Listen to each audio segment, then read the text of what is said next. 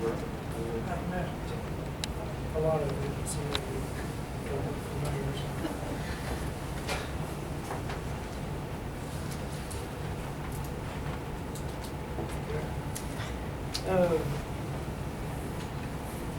We don't really have any handouts, so if you have questions, just raise your hand and or ask a question.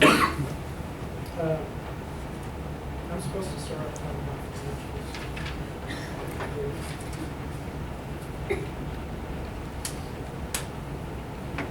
Sir?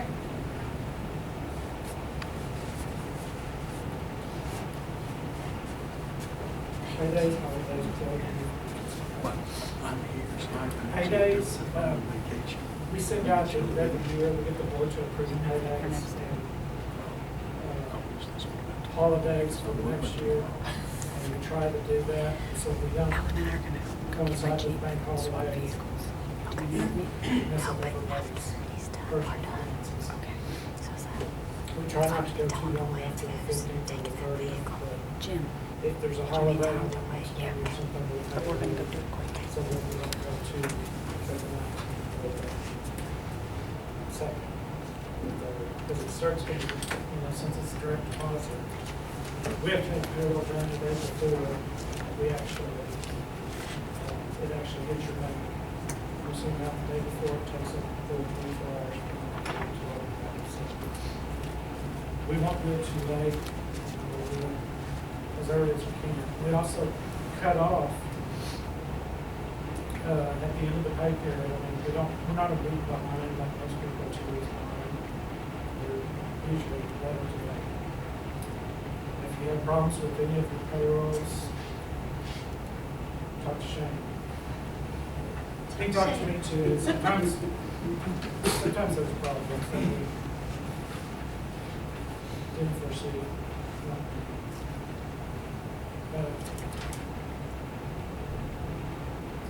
Clothing allowance, it's not used much anymore. It used to be that an inside employee could get $240 out on the clothes, especially if they're really clothing in business attire.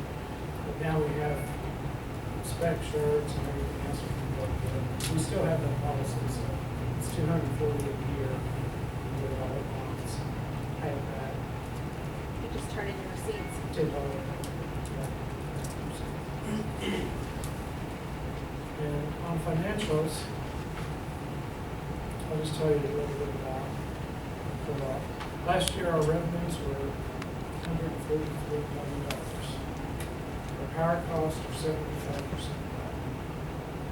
So we pay Brazos and building spread. Building spread is the SPP area, which is this area. And Brazos is ERCOT, which is East Texas. And ERCOT, for the most part, is deregulated. SPP is not. They can compete with other utilities right now. The build spread members that we have a lot more build spread members, probably 2,000, about 8,000 on the ERCOT side. Our biggest load is half of the ERCOT load that we have. It's Oxy. Used to be ExxonMobil, it's also been on petroleum right now. And it's one half of all of Spur and Childress' load. It's 25% of our total load. So it's a huge amount. We try to get it as much as possible. Our assets are about 263 million, and plant is about 250 million. So that's a cost, not escalated for inflation. We're always, right now, the last 2 years, we've been low in cash, so we've had to borrow quite a bit because we're building in Southwest Florida constantly. The rates are generating a lot of cash, and we have a lot of new customers, and we think we'll be able to keep up if we can. Growth costs so much more than the extra revenue that's coming to it.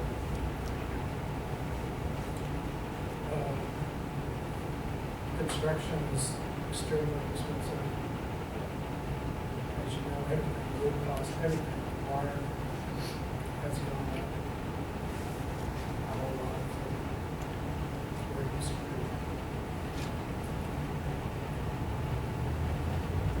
Miles of line, we have 9,200 miles of line. About less than 4,000 of that is in the storage, oversight, the rest is out here. This last year, we broke, just about broke even. We think, we're living on the same financials, but we think we're just about broke even operating margins. Which means the 28 million after the power cost is paid for everything else, materials, salaries, offices, everything. And the last time we had a rate increase was 2007. And these rates have held well, but it rate adjustment. Any questions? Anything at all? Come on.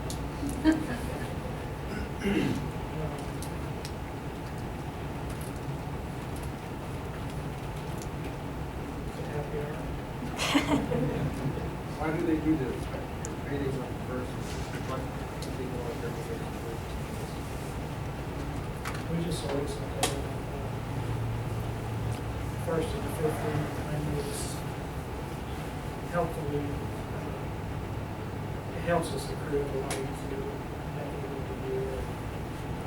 Plus it's just two less pay periods. Everything that we have is figured 24 pay periods for elections. So it's just really hard.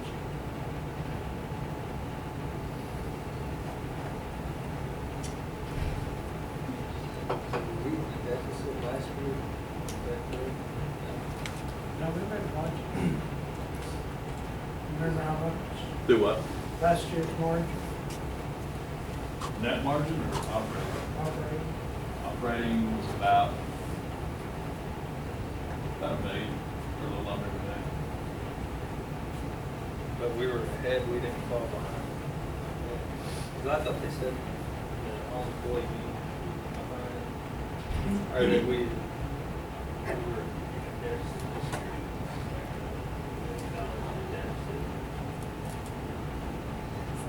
Oh, yeah. That's true, for 14, for 13. This year we weren't. 13, we made an operating margin. For 14, we're not completely through yet. It'll be close or we'll be breaking even.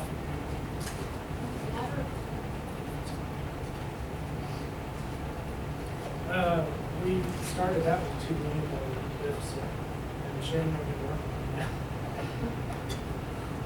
We got it down to $500,000. Sometimes we have extra accruals for medical plans, or bad debts, or, where we've built up these accounts to try to just be safe.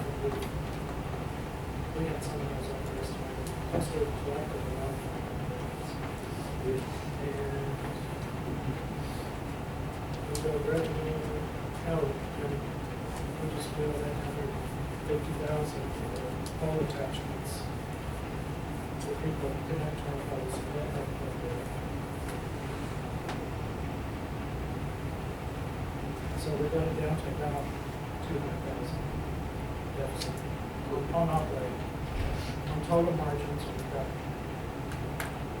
it shows millions because we originally took out the credits for public school business. Those were like $4, $5, $6 million. It's not cash, it's just a public records. They pay it later. If their margins go back to us, just like ours go to our years. I got a question. Okay. This ice storm that we had just recently, now how far does that, a storm like that set us back as, putting up new poles?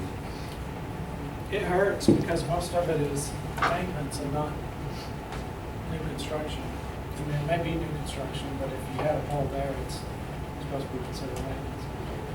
It hurts us, but, I mean, you just have to absorb it and move on. But it's not like in, you know, millions to recuperate, is it? To recuperate? Yeah, it's usually millions if it's a nice one. Do we get part of that back from FEMA? Always or not? FEMA's not really giving anything anymore. At one point they would, you could file, and paperwork was unbelievable. You know, you had to put every little angle or bolt, whatever, but FEMA, the federal government's kind of out of money too right now, so they're not really supplying much, and we don't have any insurance. We have insurance on everything but our lines. And we could pay enough to have insurance on our lines. I don't think anybody does.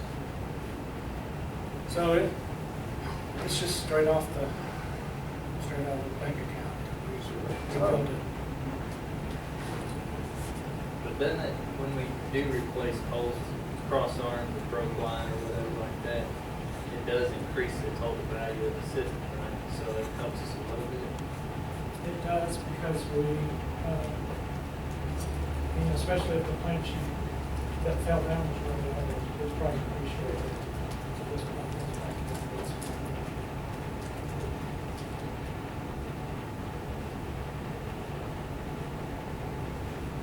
Good question. Mhm. All my questions. Any more? What change? These are really interesting.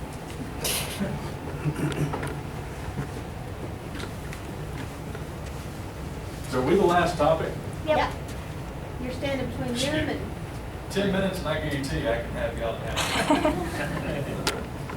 Because I know, who's all staying here in town? Just don't go. That's it? I guarantee you, some hotels probably serve them by 3:30. I can have you there. No time flat. Talking about like what Ronnie was talking about, that FEMA stuff. Used to get basically 75 cents on the dollar. I mean, that was kind of their standard deal on that. But then you have to itemize each one of you guys, each one of your salaries, your vehicles. Then FEMA comes in and says, okay, that digger truck that you're driving, that we're expensing at $15 an hour, we'll give you $6 per hour. So then all those costs start coming, then they're gonna give you 75 cents on the dollar, and that's $6, not 15. So overall,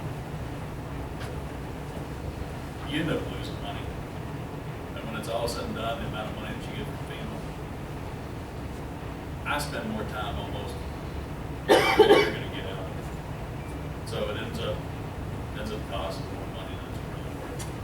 I mean, it's a good deal, like the fires that we had a couple of years ago down in the Spur area.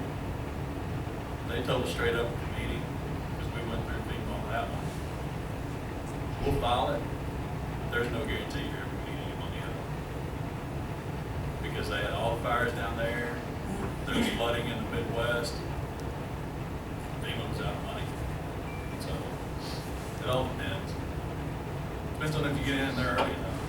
If you get in early in the year, you might get if you in the middle, end of the year, you're not gonna be in there. So, but that's my stigma on FEMA. But anyway, my topics are, I guess, timesheets. All y'all been filling out timesheets. Y'all have any major questions on them? Don't understand what some of the stuff means? Don't know how you would charge something out? We don't have any slideshows, do we? I'm going to the accounting section if you want me to pull any of these up. There's a time sheet. Timesheet accounts. Yeah, let's do the timesheet accounts.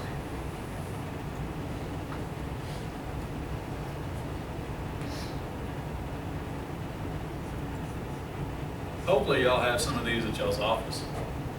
Maybe y'all do, maybe y'all don't. I'll just kind of go over them real quick. The 10700 construction overhead, that's if you're kind of working on multiple ones, driving back and forth, job to job. If you're doing multiple ones that day, you'll charge your drive time to that account. 10720, obviously you gotta have a work order. 1088, you have to have a work order for the retirement side. Stores, the 163, if you're restocking your truck, the time that you would spend doing that, that's where that goes. Any of the maintenance is when you're actually going out there and just repairing what's there. If you're replacing or upgrading, obviously that would be a work order. But if you're just strictly fixing what's there, then that's considered maintenance. And that's where that time would go.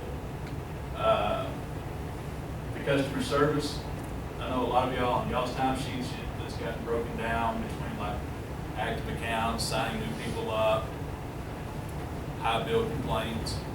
All those have different categories because what we do is, at one time, the PUC was looking at having unbundled rates.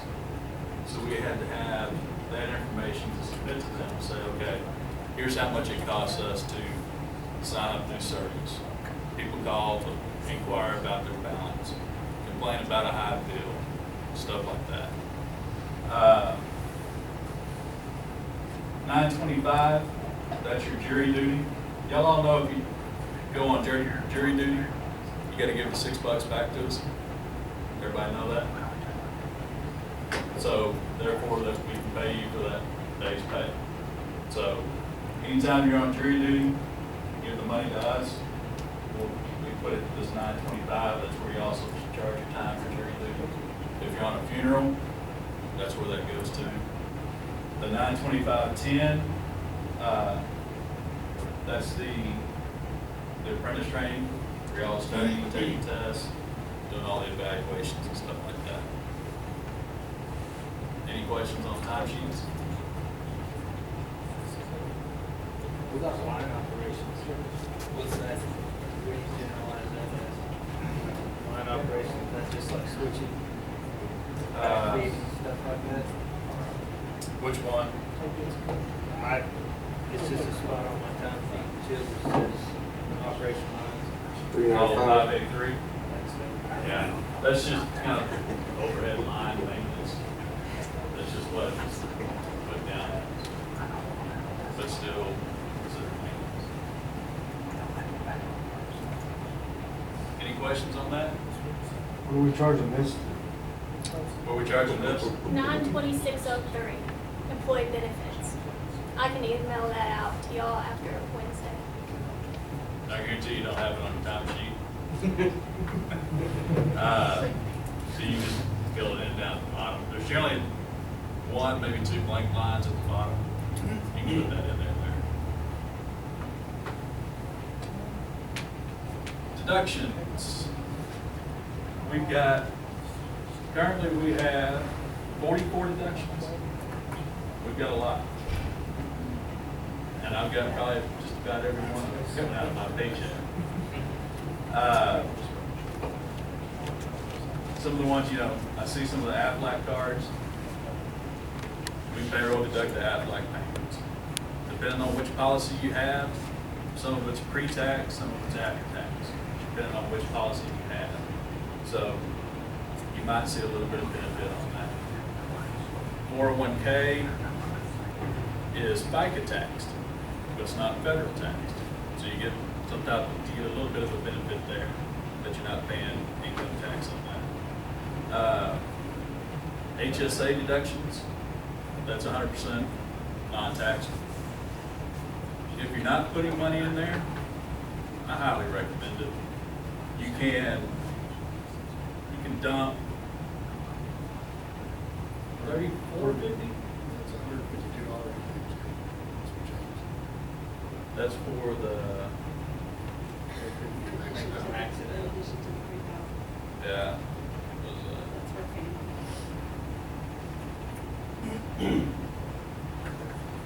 Okay, so it's $66.50.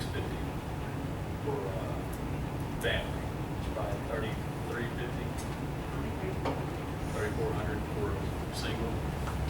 That's your money. Whatever you have left over at the end of the year, it's yours. I mean, you can't go spend it, but I mean, you can use it for any medical purposes. If you gotta get, your kids need braces, they go towards your deductible, but you can pay money out of that and use that money to pay for the braces. I know I do. I've got 3 kids and all 3 of them have braces.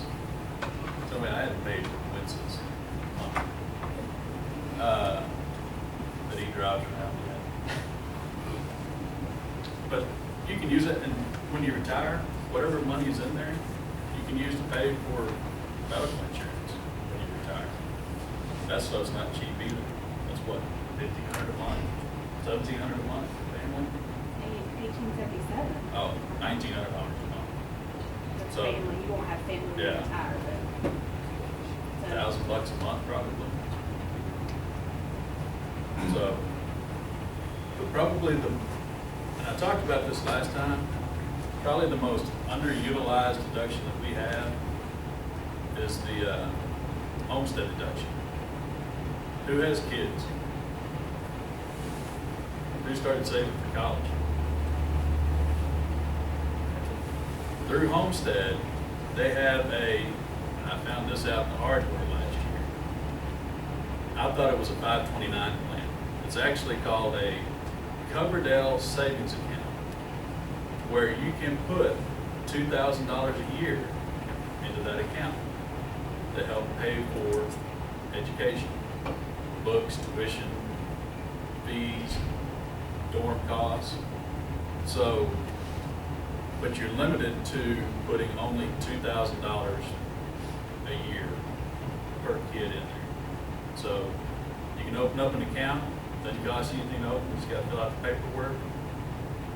You get an account number, you let us know how much money you wanna put in there each pay period, and we deduct it, we send them the money to them, it gets put in there. It's a great way to help save for college. You start doing it when, say, the kid's 1, you can put $36,000 in there that they can use for college when they start going to college. College isn't cheap. I got one there now. You can't eat now. You can't eat, but you can live. Yeah. So, you know, even if you just want to put $50 a pay period, anything, trust me, it'll help out the long run. And then that, it's basically a mutual fund, it grows, and you got money in there for that. It is a mutual fund? It's basically, yeah, and you can pick, there's like You pick 5 or 6 different funds that you can pick from. You just pick whichever one you want. It's kind of like the retirement. It's kind of administered through the NRECA, through the cooperative benefits. But it's a great tool. Is there any benefit to doing that as opposed to just going and getting your own mutual fund? Going to a broker or something? Payroll If you- deduction. One is payroll deduction. Payroll deduction. 2, if you do the Coverdell, the money you take out of it, non-tax. If you just go and open up a mutual fund, and you can do that through Homestead too. You just open up a general mutual fund account, say with Homestead or Merrill Lynch, or any of those guys. Since it's a straight mutual fund, any money you withdraw out of it, you gotta pay tax on the gains. So you get a little bit of tax benefit out of that. But it's a great deduction. I've used it since the kids were little. So I at least have something put in that.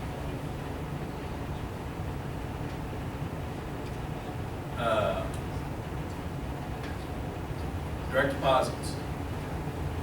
We can, for your check, we can direct deposit into 11 different accounts. So if you want, and the only stipulation is, other than your main checking account, it has to be a fixed dollar amount. So if I want $100 direct deposit into my savings account, it has to be $100 per pay period. Then the rest will go to your primary checking account that you have on direct deposit. Right now, the way the checks look, and it's gonna change probably here in the next 3-4 months, because I'm gonna try and go to laser checks. When you look at your pay stub, and you look at the direct deposit, it adds all 11 direct deposits together and gives you one number, which is basically your net check. So if I've got $100 going to my savings account, and my direct deposit number says $1,100, you gotta know 100 of it went to your savings account, 1,000 of it went into your primary checking account. But once we go to laser checks, it'll list individually each account and how much you have going into each one. So, any questions on any of that stuff?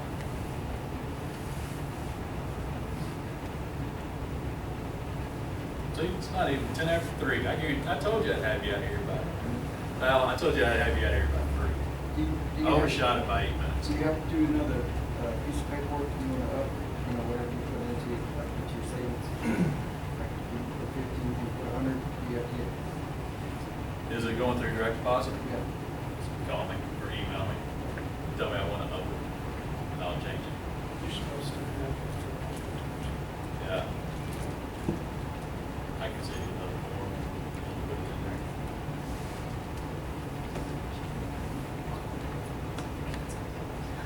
Any questions? We still 99 on taxes? Do what? We still 99 on taxes like on our pay stub? No. Can't do that. No. We can't even do the married, we can't even do the 9 anymore. We've gotten some stuff from the IRS. I don't know how they find this stuff out. They gotta have some type of formula. But we've got some letters from them saying that it's not matching right. I mean, we don't tell them what people withhold. But they have some formula that they must be using for gross payroll that we report versus what comes out as withholding. And we've gotten some letters on that, so we're fixing to have to, we're gonna cut all that out. So you can't do married, file, essentially, where it's kind of like savings at the end of the year. You can still do that. What he was asking was, like, I know a lot of guys are doing it, they have a bunch of overtime, and say, hey, I wanna try and minimize as much of that as I can. They say married 9 or single 9, instead of their normal married 1 or married 0, single 1, single 0, where it's a little bit less withheld. But we've got some stuff from the IRS that we're gonna stop that. But yeah, you can still do, for like what you're talking about, you can still claim married with withholding the IRS, right? Yeah. You can still do that.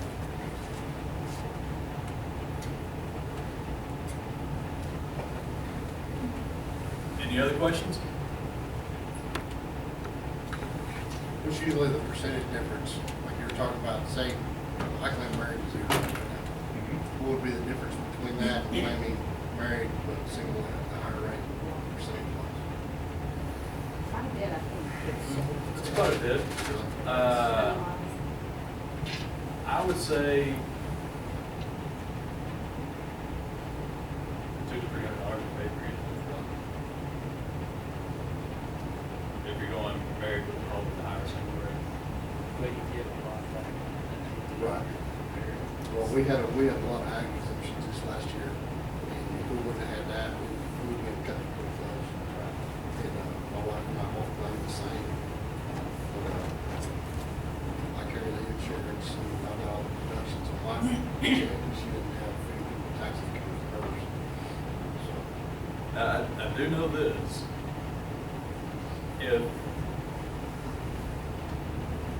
your W-4 is based solely on you, her W-4 is based solely on her. So when you look at your salary versus her salary, standalone, that would be enough put both of them together, now all of a sudden you're in a different tax bracket. And that has caught some people in the past.